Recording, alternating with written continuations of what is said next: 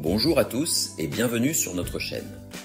Aujourd'hui, nous allons parler d'un sujet d'actualité qui fait beaucoup de bruit, l'accord franco-algérien de 1968 et son avenir.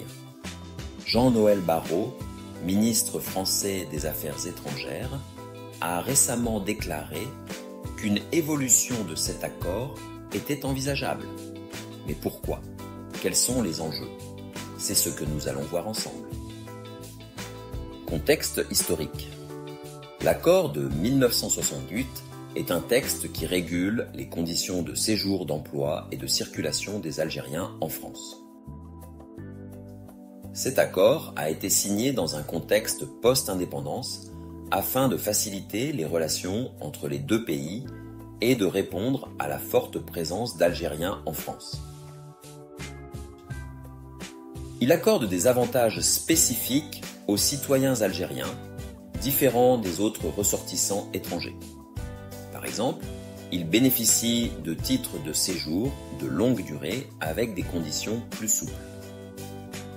Cet accord a été révisé à plusieurs reprises, en 1985, 1994 et 2001, mais reste unique en son genre.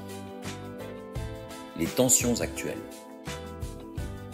Récemment, les relations entre la France et l'Algérie se sont tendues, notamment sur la question des visas et de la coopération diplomatique.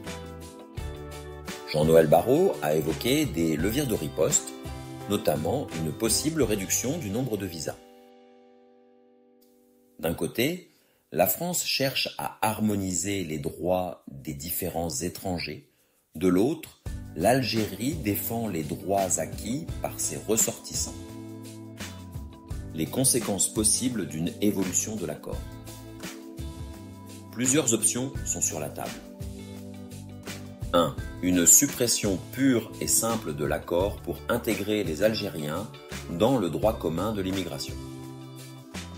2. Une révision avec des ajustements pour moderniser les conditions d'obtention des titres de séjour.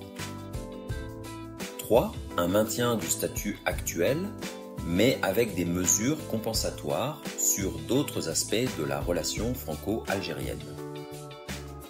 Et vous, qu'en pensez-vous? Faut-il modifier cet accord ou le conserver tel quel? Laissez votre avis en commentaire. Et n'oubliez pas de vous abonner pour plus d'analyses sur l'actualité internationale.